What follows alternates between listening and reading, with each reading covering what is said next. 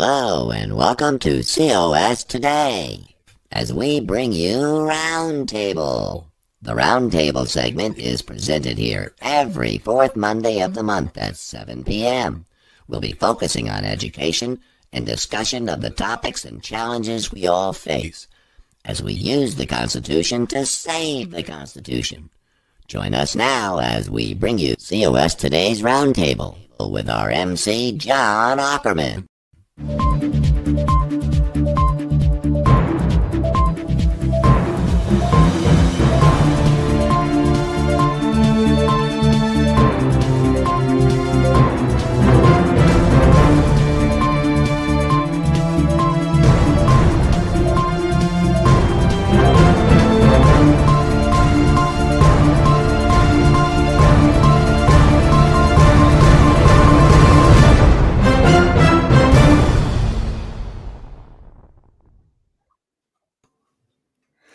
Welcome to Convention of States Today Roundtable.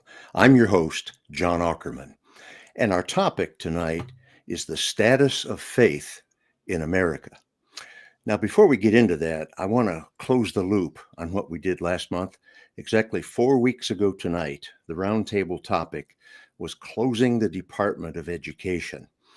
And 4 days ago, the President of the United States signed an executive order to that effect. And I just suppose he got the idea from us, and I'm glad to count him as part of our audience. Okay, the status of faith in America.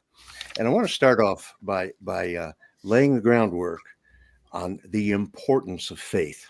Now, for 32 years, I was a professor of something called Christian education. And every semester, fall and spring, and sometimes the summer term, I taught a course on faith development of the individual. And I can't go into a full 3-hour college level course here at this point, but let it be sufficient to say that we are created as creatures of faith. We all believe in something. Even the atheist believes in something, and it's usually self. I believe in self if I can't believe in a supreme being. And so faith is very important to human development, and it has always been important in the United States of America. Now, there are some naysayers who say, oh, God is never mentioned in our founding documents. But I say nay to that. If you read the Declaration of Independence, it says, we hold these truths to be self-evident, that all men are created equal, that they are endowed by their creator. Bingo, right there's the word, creator. This country was founded on the notion that there is a divine creator, someone who made this whole thing. And later on in the Declaration, it talks about the laws of nature and of nature's God. And so there's no one specific faith that's prescribed. We do have separation of church and state. There's no official state religion, and that's really taken care of by one of the amendments to the Constitution. But this is a nation of faith, and it has always been central to our self-identification as Americans and as the United States of America. You think about it.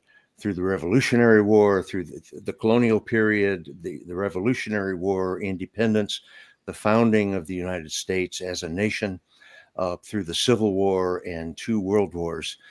But something happened after World War II, and faith, just the whole concept of faith, fell into decline after World War II.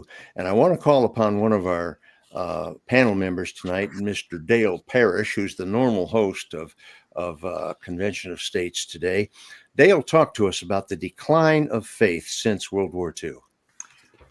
Sure, John. I was really interested in this particular point of our outline tonight because I lived through this.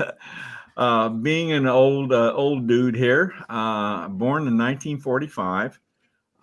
So by the time the 50s came around, I was going through my formative years during the decade of the 50s. And yes, I saw a lot of what was going on in our country at that time. Didn't understand it at the time so much, but now that I look back on it, I can understand it. And just after World War II, our country faith was very strong in our country, and I've identified 4 reasons for that to be the case.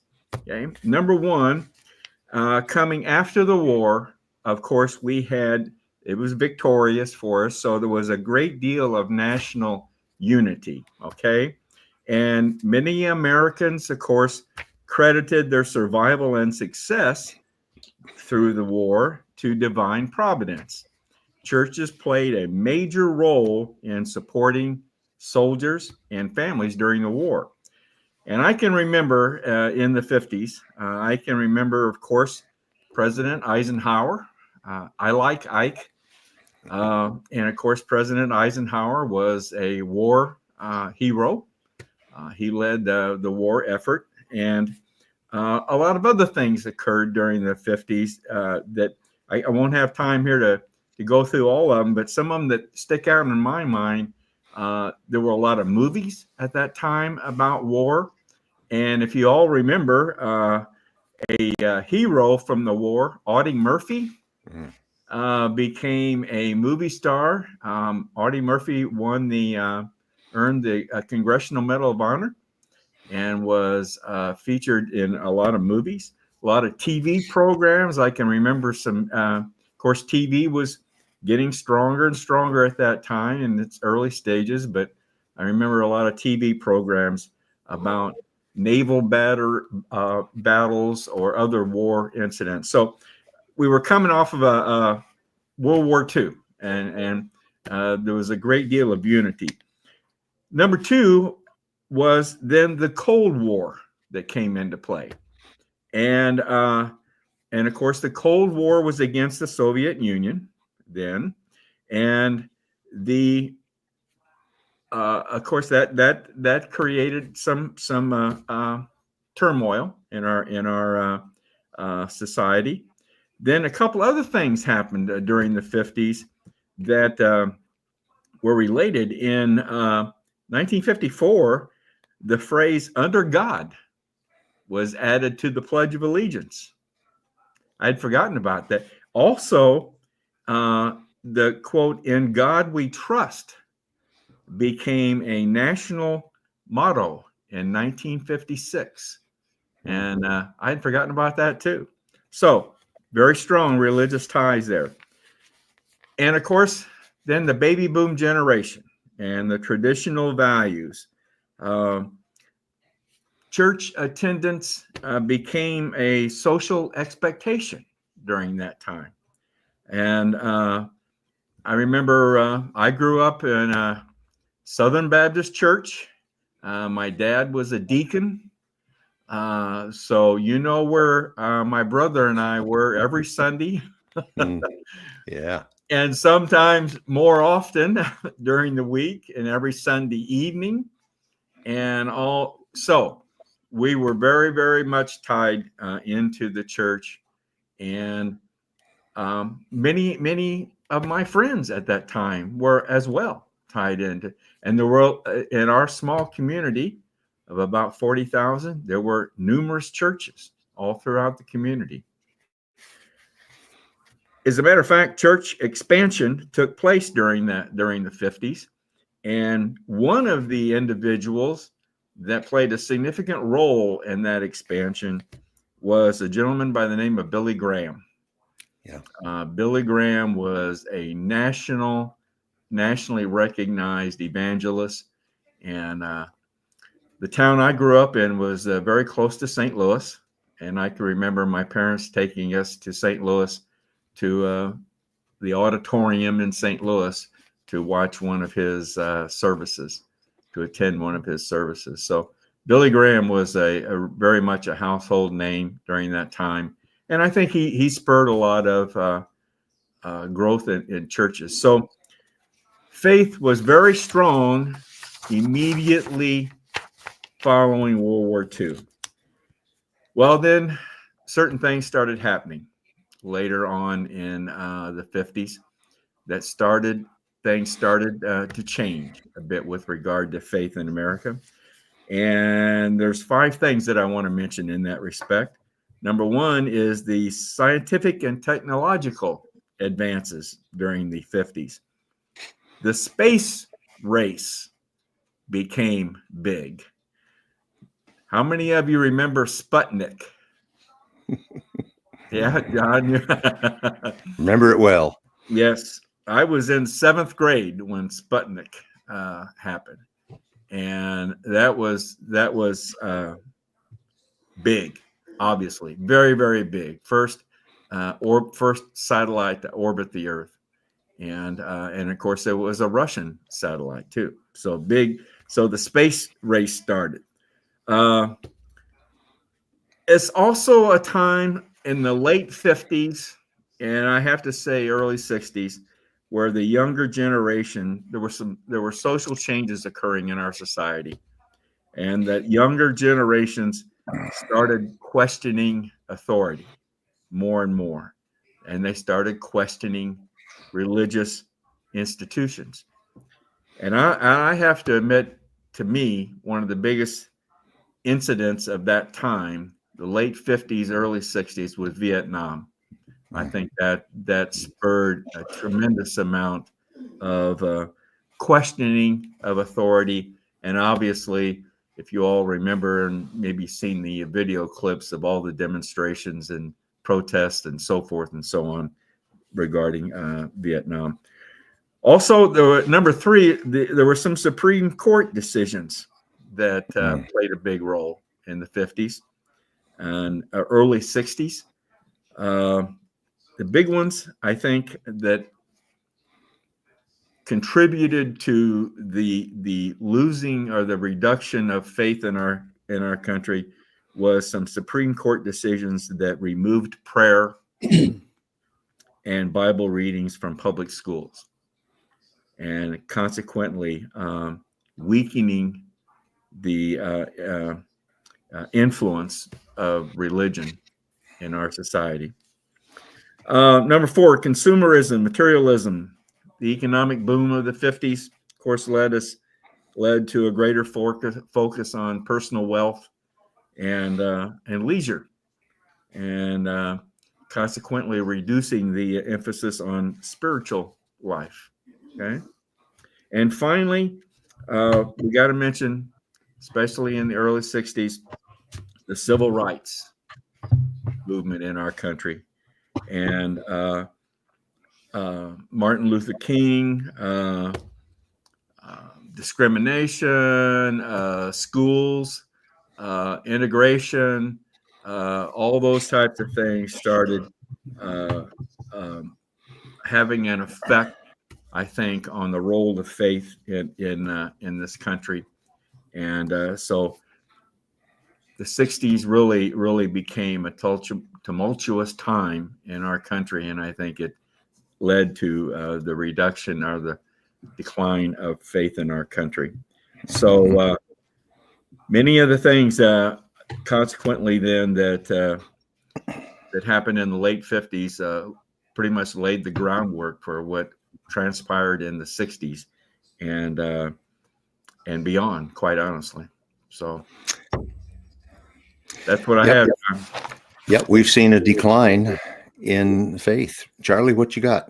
This is why Yuri Bezmenov, I think that's how you say it, Yuri Bezmenov, that's why his lectures should be required viewing for everybody, because he's that ex-KGB agent that defected from Russia, and he goes through the whole process. He's like, yeah, we realize we can't beat you in a straight fight, so we trick you into offing yourself bit by bit, and it takes decades. But the first one is by the first institution we go after is the church. Wow. So the moment people start talking about individuality, that's just the first step. And then slowly everything gets eroded away until everybody's demoralized. Everybody hates each other. And then that empire that you can't defeat just collapses in on itself. And then you can just march in. What is the phrase? You arrive as liberators, or whatever, instead of aggressors. Okay. So Could we also say, I wanted to point this out, Marxism started to again evolve. Sure. And, Yeah. Okay, so there was this decline, long, slow, but steady decline of the importance of faith in our country. Now, a stabilization came after that, and Gary Harbaugh, the gentleman just above my head there, is going to talk to us about that. Gary? Yeah, John, I might not agree with you that it was a long, steady stabilization or decline. I think what happened is began slowly. I think it accelerated. Oh, And so the decline in faith became more rapid, maybe in the 80s and the 90s. And then it oh yeah. began to slow down so that in the early part of this century, even though faith, in terms of as reflected anyway in church, things like church attendance was still going down, was going down more slowly. And now we seem to have reached the point where surveys indicate that it has stopped declining, and we've reached a place of stabilization, which really sets the groundwork, if you will, for a resurgence in faith. Before you can get out of a hole, the first thing you got to do is stop digging. And Yeah. we've stopped digging now, and so I think our culture and our society is ready now for a resurgence in faith. Okay, thank you, Gary. That sounded very short after Dale's monologue.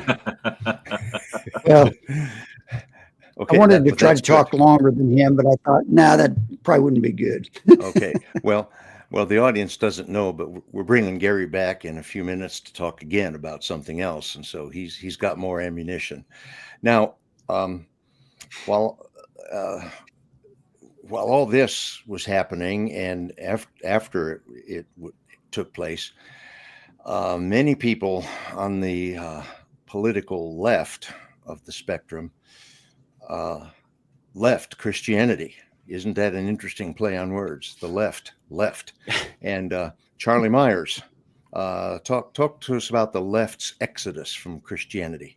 They left, John, and it ain't right. It just ain't right. Another pun. Great. Following what Dale was just saying, and what I was saying is that it follows on the heels of, it just so happens to be that when the two superpowers start going through what we call the Cold War, it's not bombs and guns. It ends up being psychological, right? So at that time, suddenly the church begins to erode. There's no coincidence there. But so the left's exodus from Christianity, the reason for this is simple. Christianity cannot be progressive, because the moment it becomes progressive, it ceases to be Christianity. But you have to understand what progressivism is for that to make sense. So what is it? Progressivism is the bright, shiny vision of a beautiful future for all of us, where everyone is equal and nice to each other, and everybody gets to be whatever they want to be, and everybody is happy. But it is a lie, an illusion. What do you mean, one might ask? Look at all the great things that progress has given us. Skyscrapers, vaccines and healthcare, and of course the internet. So we're a lot smarter and healthier and more advanced and better people than we have ever been, right? So how could progress be an illusion? The great confusion comes from conflating technological progress with progress of human nature, which has never happened ever. And yet this is the great lie that progressives eat up. And why is that? Because every person of every generation wants to believe that they are special and that they are making the world a better place. And so every generation is tempted to dogpile into progressive thinking that they're just so smart and that they've finally done what no other generation could do. Those stupid boomers, they ruined the world. We're going to perfect the world. And yet every single time somebody sets out to perfect the world, millions of people die. This is no coincidence. Because it is impossible to live in a perfect system, because every system relies upon hundreds, if not thousands, if not millions of people, all making sacrifices for each other rather than obsessing over individual identity, which is contrary to human nature, because human beings are the same terrible, selfish animals we have always been. And so we need a behavioral code that unites individuals within a society. Take the 10 Commandments. A list of things people shouldn't do in order to maintain social cohesion. Don't kill your neighbors or steal from them or get with their wives. Turns out this helps people to cooperate. Who'd have thought? Or the 7 deadly sins, a list of animal appetites that, when kept under control, also lead to social cohesion. Progressives argue that such rules are oppressive. Hell yeah, they're oppressive, because if everybody didn't control their inner animal, then we would lose social cooperation and then everybody dies. And so Christianity, if boiled down to a single word, is about sacrifice. Sacrificing personal animal appetites for others, foregoing your innate temptation towards gluttony, greed, sloth, envy, wrath, pride, lust. So what is its inverse? The sacrificing of the well-being of all others for the sake of personal gluttony, greed, sloth, envy, wrath, pride, lust. Gluttony in the form of the fat acceptance movement, greed in the form of crony capitalism, where big business gets in bed with government to destroy healthy and fair competition.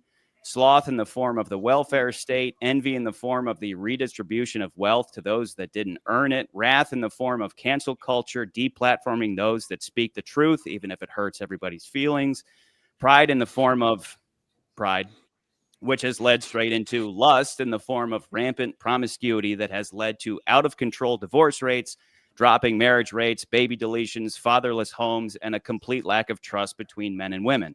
Wow. So wait a minute. If progressivism is the opposite of Christianity, then does that mean, oh no, yes, by definition, this makes progressivism Satanism. Does this mean your progressive neighbor is biting the heads off bats and draining their blood onto a goat statue? No, it means they have been bamboozled into rejecting the story of Jesus, one man sacrificing himself to save all of mankind, and following instead the story of Satan, Lucifer, the fallen angel who chose to worship himself instead of God, which is to say he worshiped his individuality instead of an ultimate goodness that serves everybody. And that ultimate goodness is the only thing keeping humanity from falling back into the hell of pre-civilization, where we figuratively and literally began eating each other. And so this makes Christianity and progressivism oil and water. They will never, ever be compatible because you cannot have everything both ways. Progressivism says you can, but anytime somebody is having anything both ways, it is always at the expense of somebody else. In the words of a hippie, speaking of the 60s, Dale, in the words of a hippie I once overheard, peace and love is great, but at some point somebody has to do the dishes. And so the bright and shiny promise of progress is unmasked and exposed for what it truly is, the devil in disguise, tricking the masses into joining him on the road to hell that they pave with their good intentions. And I know a lot of these people, progressives, are well-intentioned. They honestly believe that shame and consequences, all that negative stuff, should be done away with, as if that's even possible. But as it turns out, when you leave morality to the whims of every individual, what they deem moral eventually ends up being whatever serves them best personally. And then everything goes downhill. Meanwhile, God and Christianity remain unchanged through the ages, reflecting an eternal truth realized and written in stone thousands of years ago that takes into account the selfish nature of human beings and how it can be overcome by a shared story that each individual must personally subscribe to and embody. An eternal struggle between good and evil, evil often being extremely cunning and making the bad guys feel like the good guys, progressive wokeism being the devil's latest tool in his never-ending scheme to trick humanity into destroying itself. Or the Russians, either one. Charlie, that is eloquent and right on. Man, you hit the nail on the head. Wow. Thanks, wow.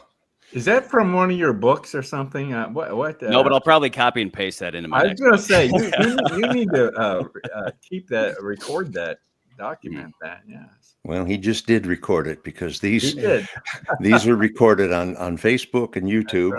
That's right. Yes, indeed. Okay. He'll probably generate all the shorts just from what he just said. There you go. Yes.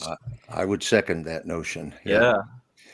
Okay. Well, we're going to take a little break from the outline here, and I'm going to start by just asking Ken Kashuba, our state communications coordinator, to talk about that QR code up here just above Gary's head. Yeah, that's the one that Gary's hat is holding up. That's our QR code that'll get you a free subscription to be a supporter of COS Today. Basically, asking for your name and an email address. That's all that's asked of you. And that'll give you access to a free platform whereby you'll get access to many of our contributors segments over the years now. Some of the full episodes of those, along with some of the new ones we've got coming on, links to some very interesting and good websites, along with a platform to freely converse with fellow supporters of COS today. So it's a simple smartphone capture of that QR code, and you can get in for that. And we look forward to adding to our supporter base. It's truly just for supporters. So we ask you to go ahead and become supporters today, and go ahead and grab that QR code. Yeah, that's great. We have tens of thousands of supporters just in our home state of Indiana, and millions of supporters across all 50 states.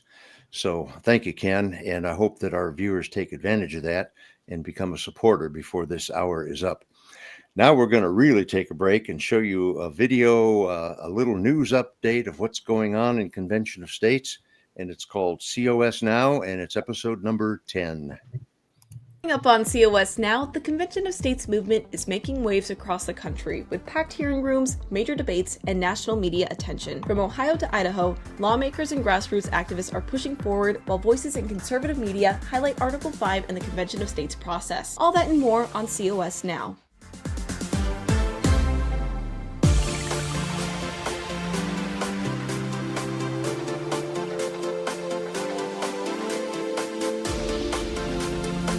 What do we want? When do we want it?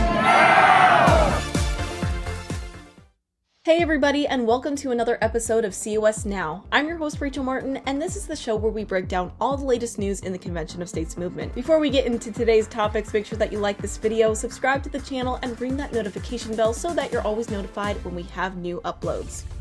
On Tuesday, the Ohio Senate Committee on General Government held a public hearing on Convention of States, and local supporters packed the hearing room. Here's COS Senior Advisor Rick Santorum. Line from Ronald Reagan talking about I'm here from Washington. I'm from Washington. I'm here to help.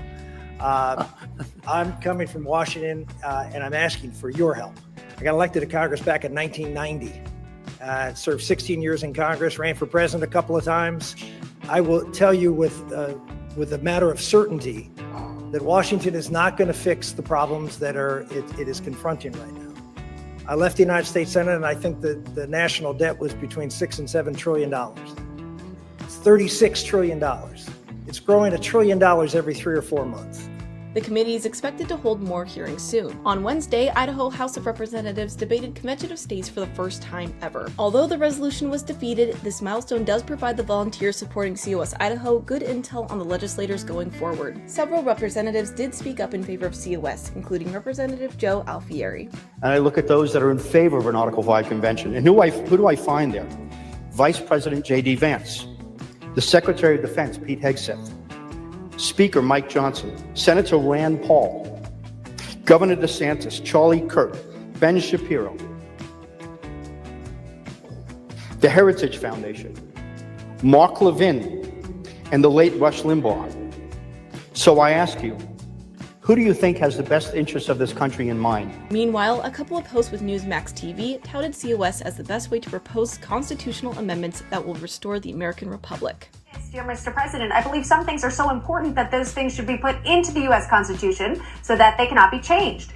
I appreciate the effort there, but you are bringing to mind the fact that executive orders, although plentiful during the Trump administration, are not permanent. No, and the challenge with amending the Constitution, and it hasn't been done in 30 plus years, I believe, maybe even longer than that, is that not only do you have to get 3/4 in the House, in both chambers of Congress, which they can't even keep the budget the other way, and our great contributor, the former Senator Rick Santorum, who leads the Convention of States, they're trying the other way that's never been done before, to call a Convention of States to propose specific resolutions and amendments to the Constitution. Sign our official letter to President Trump by visiting conventionofstates.com/Trump. COS President Mark Meckler continues to spread the word on alternative news sources. Last week, he sat down with a girl named Blake for a long-form, in-depth interview. Yeah, look, I think we're having a critical fight in our country right now, and you're in the center of that fight culturally, which is you believe in personal agency, individual agency. You've taken control of your life. You homeschool your own kids. You have your own business. Those are decisions that a person who believes in agency There are people, and I would call them the ruling elitists, that believe that they should decide for you and me. If you believe that you should decide for yourself, you and your doctor should decide on your own health care, you and your spouse should decide on how your kids are educated, then you're with Convention of States, because that's all we're trying to do. Be sure to check out that full episode on Blake's popular podcast, The Speakeasy. And that's all for this week's recap. Be sure to leave your thoughts in the comments down below and stay tuned for the next episode of COS Now.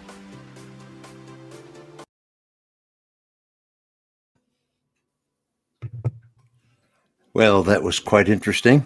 Glad to have shared that with our viewers. I'm going to go right back to Ken.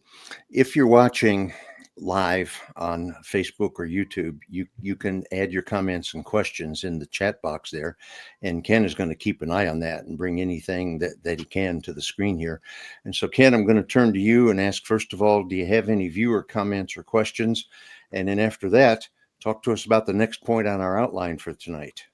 Sure enough, John. Appreciate that. Yeah, I'm going to go ahead and post a couple of comments by some of our faithful viewers. One is here, a couple here by Cheryl Schottmeyer, and she says, faith is the substance of things hoped for, the evidence of things not seen.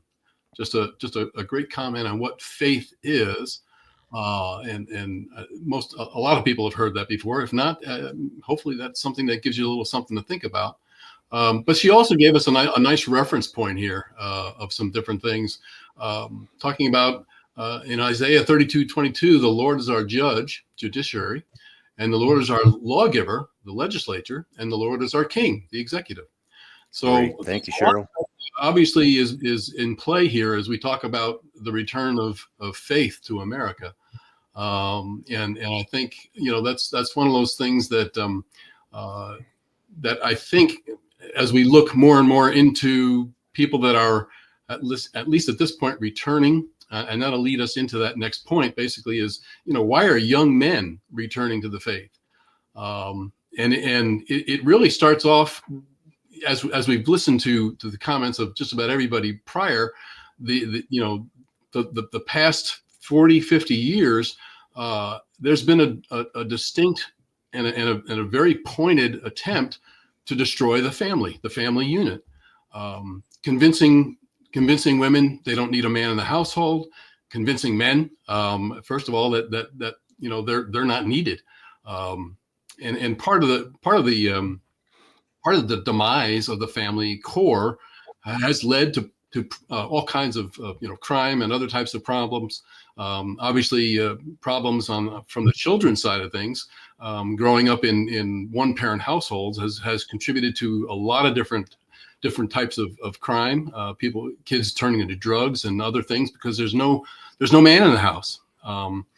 And it goes back to one of the very biblical precepts. The Christian church and doctrine are the antithesis to all the madness. The Bible is clear. Men and women are different. They were created that way. They play different roles, and they were created in a way to complement each other, both in strength and weaknesses from both sides. And that reality is God has built patriarchy into our institutions, and young men know this.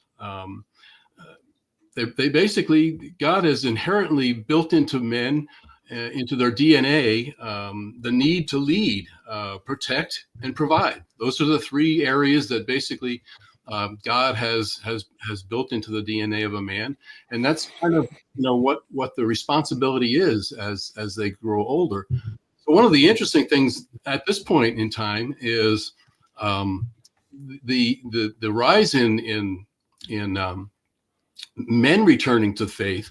They are certainly at this point outpacing women. There was something here I read. There was a church in Texas that reported that that last year the majority of young attendees, 12 out of 16, were men. 12 out of 16. So why are women leaving the church? Why are women leaving faith? I pulled up a couple of things to go back in time as we look at. There was a progressive woman named Christina Hoff Summers. She wrote a book called The War Against Boys: How Misguided Policies Are Hurting Young Men. Now, I mentioned she was a progressive. The turning point in her gender feminist life was it came after the birth of her two sons. The reality of that experience caused her to challenge progressive orthodoxy. She referenced a book written over 40 years ago by a Harvard professor, Ann Douglas. Her book was called The Feminization of American Culture. It's let's say, America spoke. It spoke even then of the conspiracy to turn little boys into little girls. Now that was 40 years ago. So over time, young men have questioned what their purpose is. The continual battle of media and what's been drilled into young men has led many men to basically and young boys to question what their role is. And it's something that obviously, as I said, God has built into men. So there's this void. There's this void in them. And I think what some of the things that we're realizing now is the other thing is the Gen Z generation is the one that's leading this return. The millennials, they're still the group that leans far left. For whatever reason there, the millennials are not really contributing to the return of faith in young men. It's the Gen Zs.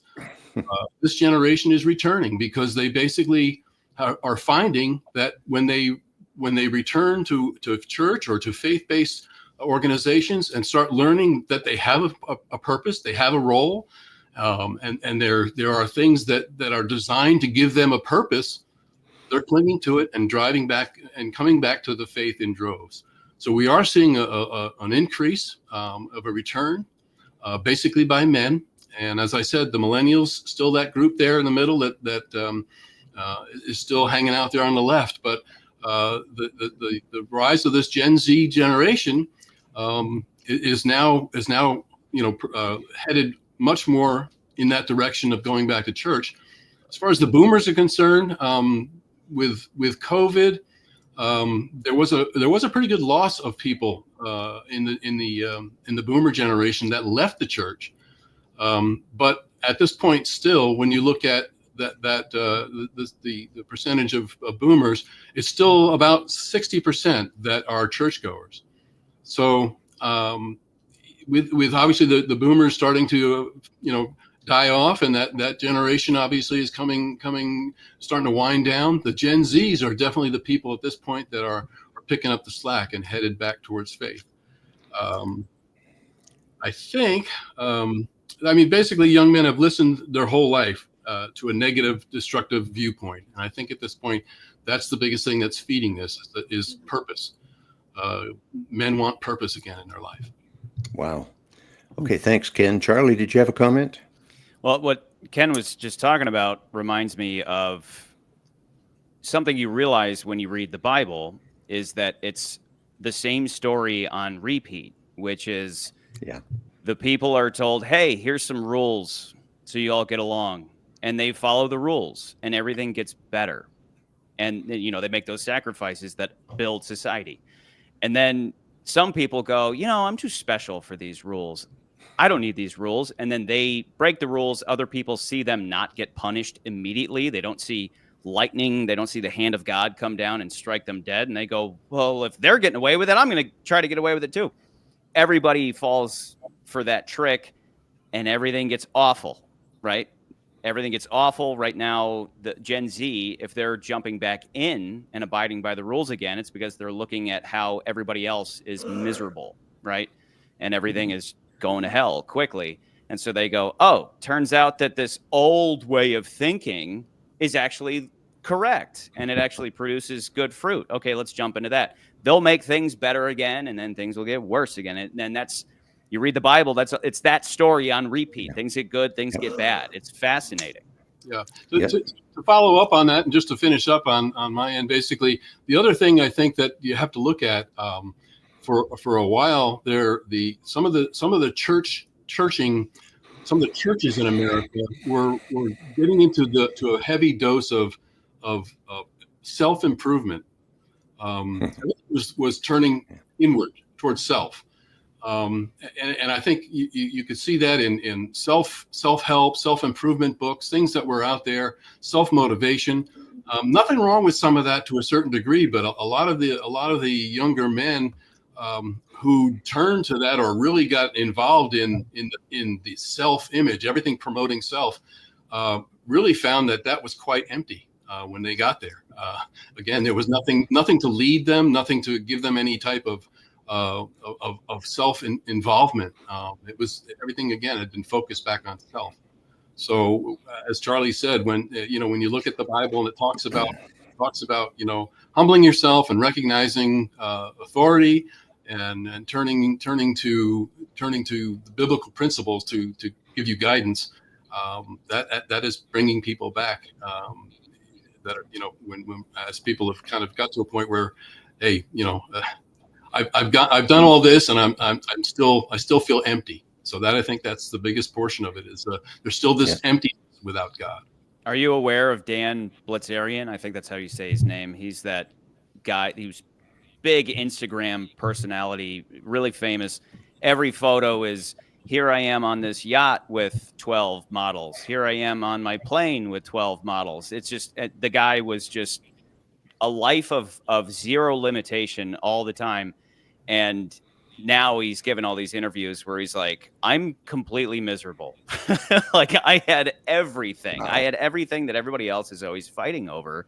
And now I realize I have nothing, so you think you want all these things.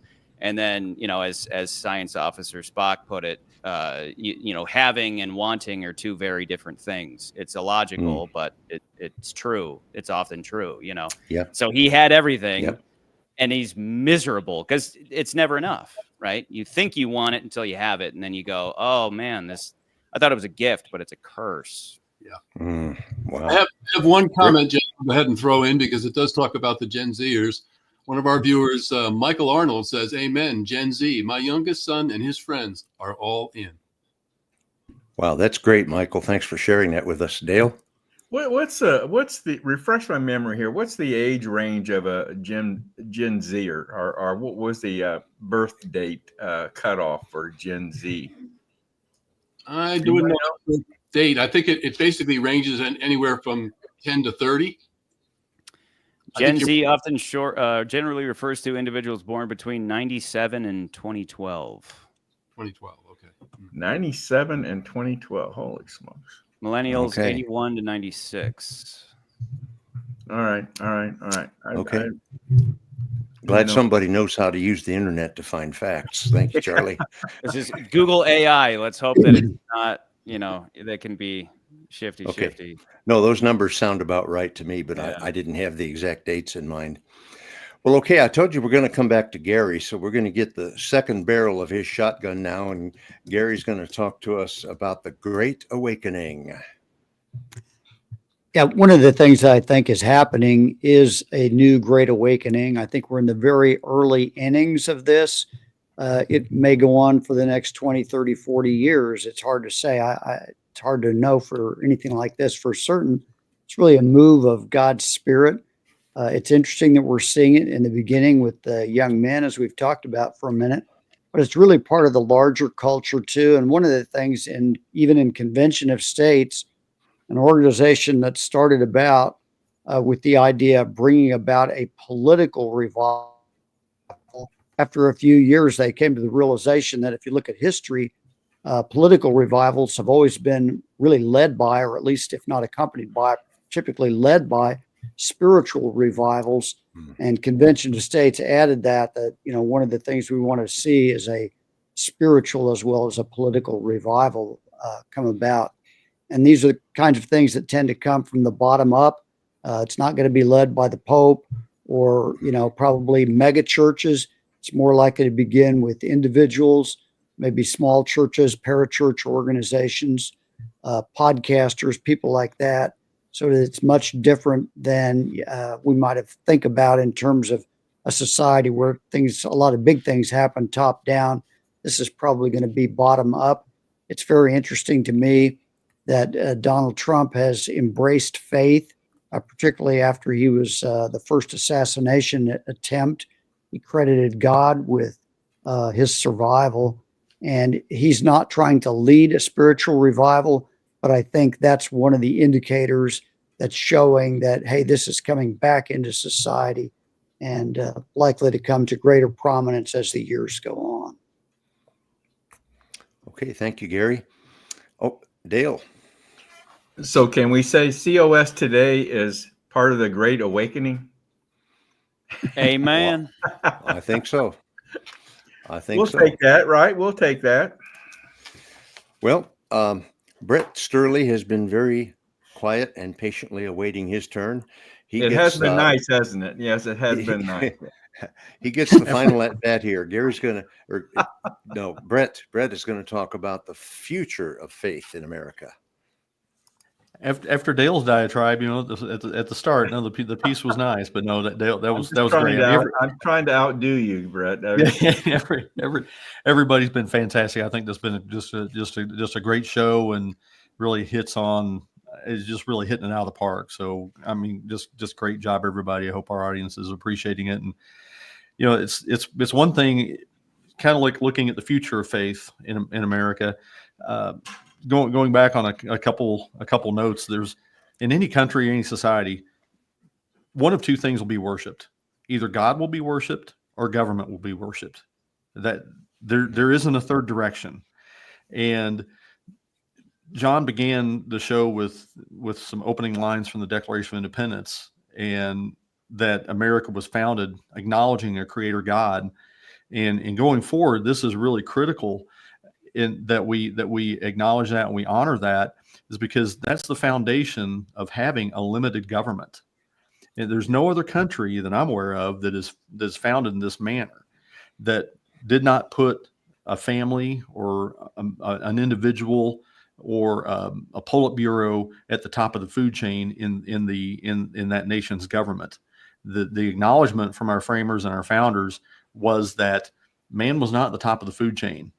And anything that man is left to do on their own accord will get messed up.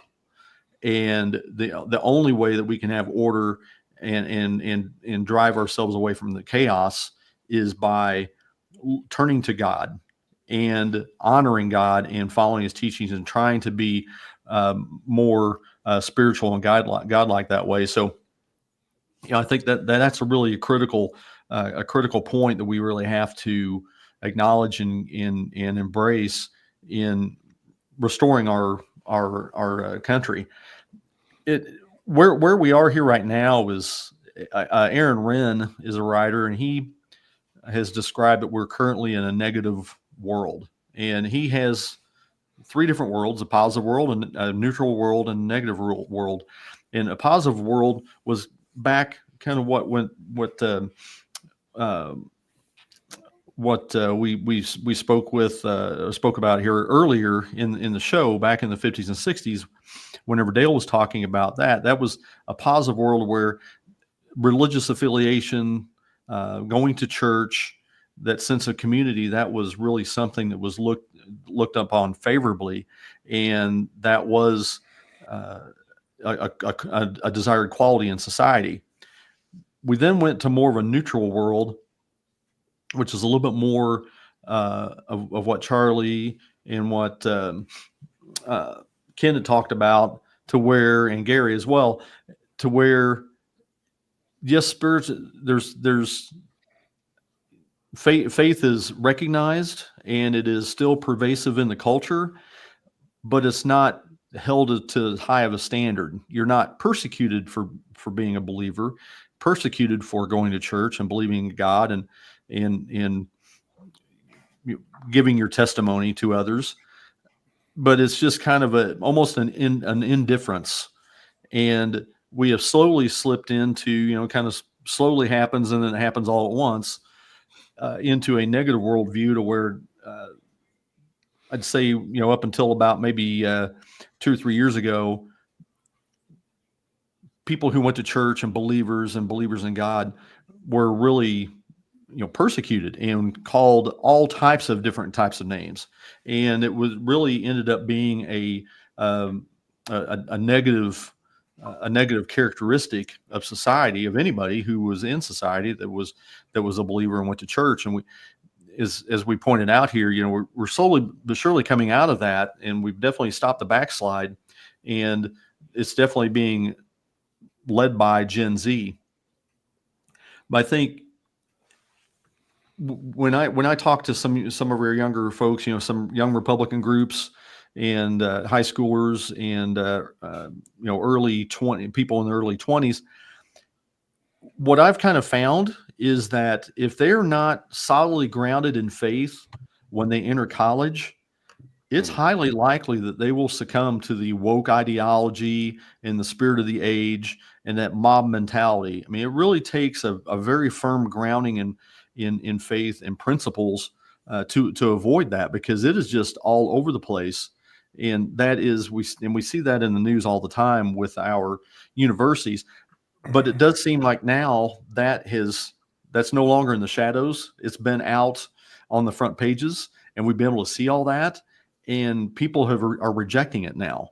And I think a lot of that comes with some of the leadership that we have in the White House here now, that, hey, it actually feels good that we're actually back on the offensive again and actually taking back ground. So I think that's one of the things that's going to help build momentum. And the reason why government, the reason why this happens is if we let our guard down, government is always on the offensive.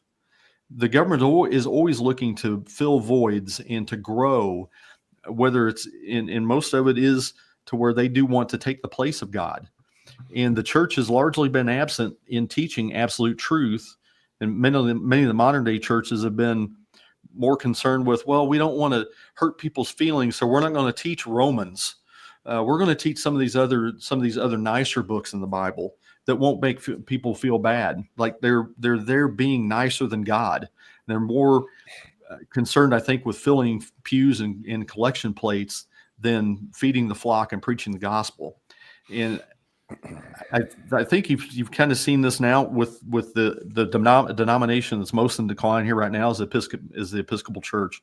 They've fully embraced this woke culture, and I mean it's horrible. You even see this happening in some parts of the Southern Baptist Convention with Rick Warren, with some of his teachings, and we talked about some of the other mega churches like the Joel Osteens teaching the prosperity gospel, and other false teachings. That's not feeding the flock. That's not the goal. That's not the true gospel. That's not the word of God. So unfortunately, like we pointed out, as we go forward, Gen X and the millennials, they're mostly lost. I mean, they're in middle age now, and it's going to be really difficult for them to turn back to the faith, because they are going to have to do the most difficult thing, I think, in human nature, is to admit that you're wrong and then make a change. And it really pains me to say that, because this is very personal to me, because my son falls in this category, and it tears me up inside. And I'm trying to learn tactics to help save his soul. And hopefully that happens. I pray about that all the time. So this is a very, very personal battle to me. And Gen Z, in looking at them, that as a generation, they're much more a rationally thinking generation. That they know something is wrong, even though they may not be able to put their finger on it, identify exactly what it is. But they're also, as a consequence of that, they're also much more politically active and aware. And they've seen the pain and the suffering their older siblings have been consumed with in following this moral relativism and the if it feels good, do it mentality. So I think what has to happen is that I think we're going to continue to see this build. You're starting to see some flight away from some of the mega churches back to some of the churches that are actually focusing on feeding the flock and preaching the actual gospel and the word of God, because only through that is our world going to become ordered again. these false teachings and the woke ideology, those are teachings of chaos. Those lead to chaos, and God's word brings order. And I think that that's one thing that we're seeing now in the rejection of the woke ideology, the rainbow jihad movements, and I think that's very, very positive. And one thing is 100% certain: we will not restore our republic without repentance and return to God. So I'm looking forward to this continuing to pick up momentum in healing our country. Yes, Ken. Yeah, I had a comment I want to just add to Brett's talk there. This is again from Michael Arnold. He says it all starts at the kitchen table. Revival is a family issue first and foremost. Yes, indeed. Thank you, Michael. Great insight. And Cheryl writes something else. I'll get her back here. Hold on one second. We need to teach people to become like the Bereans, searching the scriptures to see if what they are told is true. Yes, that's very helpful too. Thank you, Cheryl. And those who've commented in that chat box tonight, we really do appreciate it. And that brings us to the end of this month's roundtable. Before we close it out, I want to give you our email address. If you have any questions at all about Convention of States, send them to us at this address: raiseyourvoicecos@gmail.com. That's raiseyourvoicecos@gmail.com. And we'll do our best to get you some answers. I want to invite you to tune in a week from tonight, next Monday, March 31st at 7 p.m. Eastern Time for our next Convention of States Today. It's going to be part 3 of our series on understanding tariffs. And in the week after that, April the 7th, we're going to be taking a look at the university endowments. And I know there's a movement to start taxing those for certain reasons. And that's going to be a very interesting COS Today. And the final one I want to talk about is April the 14th. That's the day before Tax Day. And Charlie Myers is going to be live that night and leading the conversation on understanding crypto. Not financial advice. Not financial advice. No advice, just understanding. And that means cryptocurrency. It doesn't mean crypts where you bury the dead. Understanding cryptocurrency. Okay. And then I do want to remind you of our next Convention of States Today roundtable. That'll be on the 4th Monday of April, which is April the 28th at 7 p.m. Eastern. Now I want to show you episode number 8 of my series on Convention of States Basics.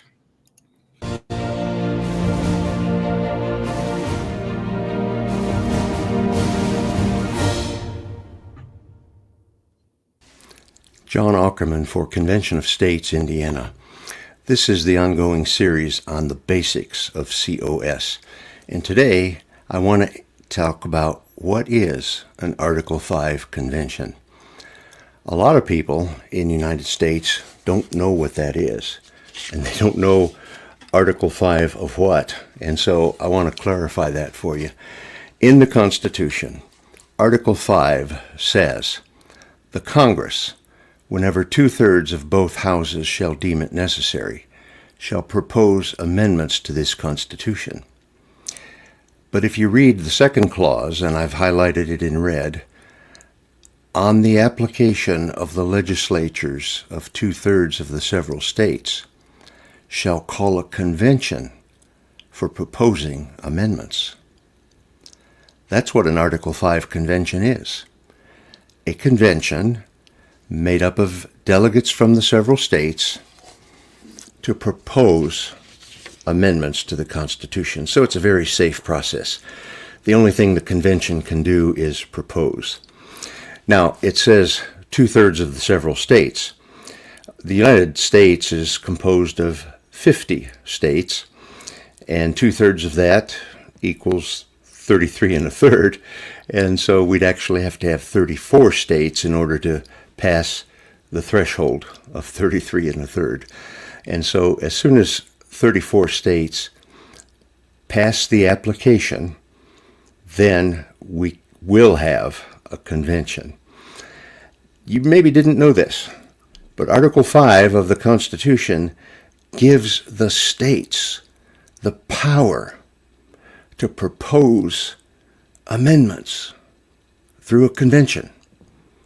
The states have the power to call a convention to propose amendments.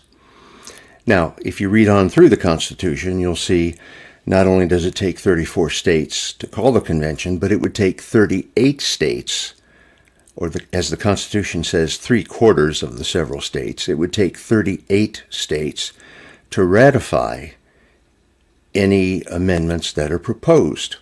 And so again, it's a very safe process. 38 out of 50 to pass an amendment. And so all it would take is 13 states to say no.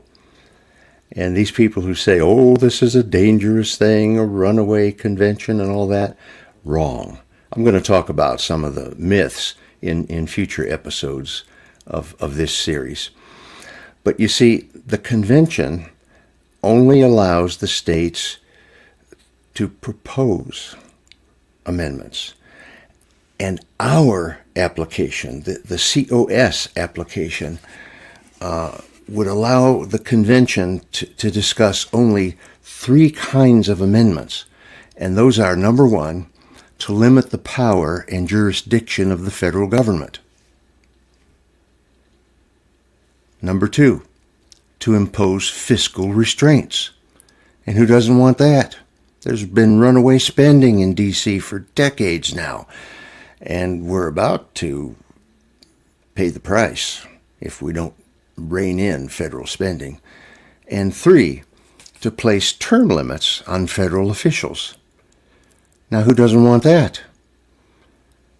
I mean, members of the House and Senate were intended to be citizen legislatures who leave their farm or their shop or their profession, whatever it was, for a limited time, go to the federal capitol and work on behalf of we the people.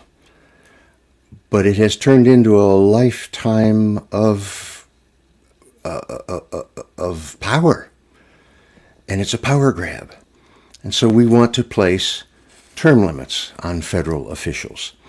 Now, it's rather generic. Our application just says term limits on federal officials. I, for one, would support term limits for the federal judiciary. It seems a little silly to me that you can get a lifetime appointment to the bench. And the only limit the Constitution places on that is that justices can serve as long as they're rendering good service. Now, what in the world does that mean? I would rather see term limits on members of Congress, the judiciary, I can really pronounce that word, yes. And I would say, personally, just speaking for myself, also government workers, the vast, what we call the swamp, the vast array of federal employees in the agencies, they have taken over. And it pretty much doesn't matter who's in the Congress. These federal agencies write the rules. And so the Article 5 convention is just something that will be called when 34 states pass the same application. And that application is for these 3 things: limit the power and jurisdiction of the federal government, impose fiscal restraints, and place term limits on federal officials. So in a nutshell, that is the answer to the question, what is an Article 5 convention?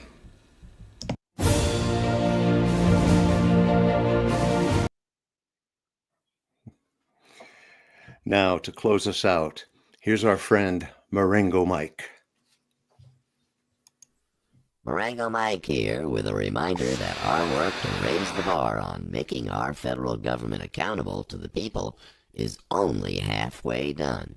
We need to grow our grassroots army of citizens every day to fulfill the vision of our forefathers and keep our land free and prosperous. So, if you have never signed the petition to show your support, Use that QR code and do that now. While you're there, why not kick it up a notch and volunteer for many of the positions available where your talents can make a difference as we march into a new year. Thank you, and God bless.